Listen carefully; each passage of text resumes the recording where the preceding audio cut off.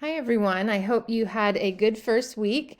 I enjoyed learning about you all through your first introductions post, and you all had some great comments about the parlor, and you've also done a good job in commenting on each other's posts as well. I am wrapping up this weekend looking at your Parlor 1 posts. Good job on these, and we are going to continue with another parlor this week, which I'll explain in a minute. Just a reminder that if you have any questions about the assignments or anything related to the course, it's best to post those in the Ask the Professor forum. And I always recommend getting to the assignments from these tabs here for each week. So we're on week 2. Obviously, we have a shortened week this week, but you can look at the week overview here to access the assignments, or from our module page here. So Parlor 2 post is similar to Parlor 1, except you have different readings. So the first reading that you'll have is from our textbook, and it's called Popular Culture is Killing Writing. I just want to remind people of the title of the textbook is Bad Ideas About Writing. Okay, so just remember that every author, every article that you read, it's going to try to disprove the title. So the author of this article will try to prove that actually popular culture is not killing writing, and here's why. So just keep that in mind.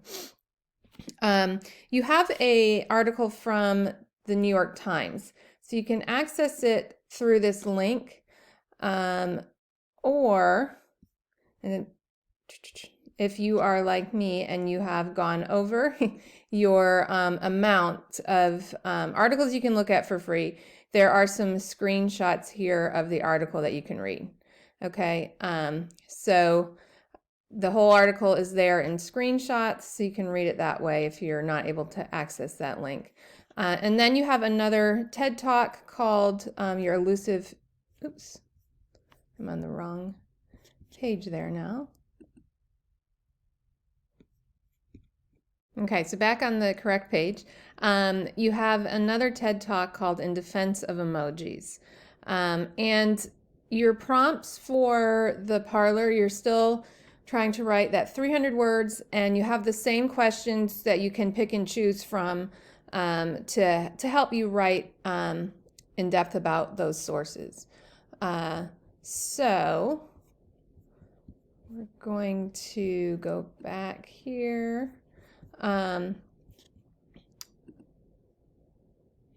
To what's due Friday. So this is a new thing that you all are doing, and we're going to do this after parlors 3 and 4, and then after the 5th one as well. So this is kind of its own self-contained assignment where you have different steps, and what you're basically doing is looking back over what people wrote for parlors 1 and 2. So all of your classmates posts about for parlors 1 and 2, and you're skimming through them, and you're going to be looking for some key terms that you see coming up a lot, some potential research topics, and at least 2 overarching themes. So themes meaning things that people seem to be touching on in a lot of the different posts that they write. So things that just seem to keep coming up. Okay, so this gives you practice in something called I have a hard time saying it, synthesizing information, and also helps you generate research topics. This is going to be very important throughout the class, especially when we start doing research. So this is good practice for this. So make sure that you are watching this synthesis tutorial. And you don't need to submit any notes at all, but if you want to take them, you can. There is a sample synthesis here for you to look at what would one actually look like. So this is a sample one. And then once you have looked at how to do a synthesis, read this sample one, you're going to look through Parlor 1 and Parlor 2 posts and try to track this information. And then you'll write a statement of about 200 words about these three things here. Okay, and you'll want to try quoting from your classmates. Okay, so you're not quoting from the book this time. Instead, you're quoting from what people were saying in their posts. Okay, so this is what you're going to include there, your list of key terms, your list of research topics, your list of themes, and your 200-word synthesis. And you're not going to be able to see people's posts until you have posted your own for this one. Okay, and then the last thing due this week is your first studio that you have. So as I said, studios are the fourth hour of Words 1104. So they're the reason that this is a 4-hour class and not a 3-hour one. And these are, I think I said in the first video, kind of self-contained lessons that introduce you to concepts about writing or things we're going to be doing and help you practice them before we actually start doing them. So this studio really helps you kind of reframe the way that you'll be reading your sources and reading them for possible topics that are embedded within them. So there's this video from the library called Starting Somewhere that kind of teaches you a little bit about how to use a reading to generate topics. And then you're going to read an article in your book called First Year Writing Composition Prepares Students for Academic Writing. Remember, they're going to think this is actually a bad idea about writing and disprove that.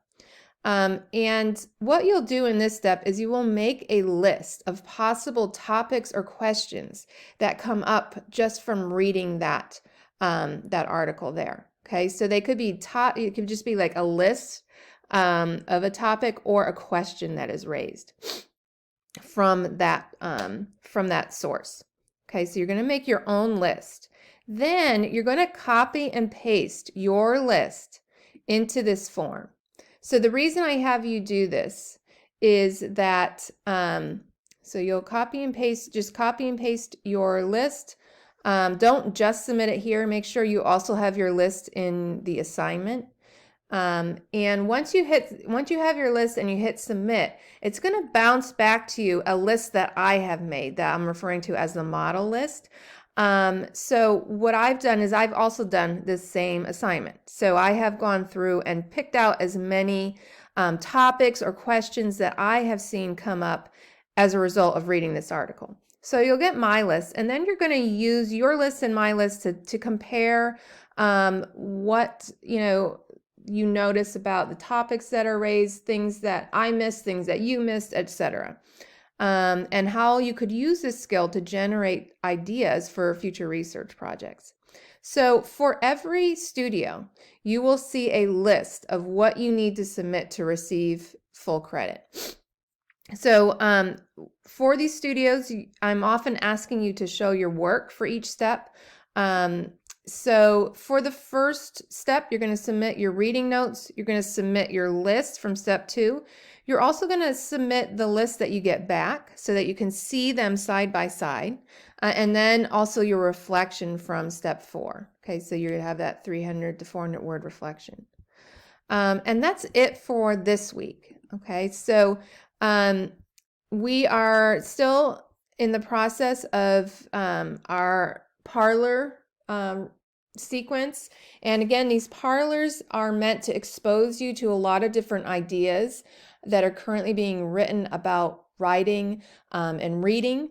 And we're going to use all that we read from the parlors or watch in the TED Talks to help us generate research topics in a few weeks. So keep your ears and eyes perked open for any topics that really interest you, that stand out to you for any reason, because that's a good clue for a topic that you might want to choose. So I hope you all have a good week, and please let me know if you have any questions during the week.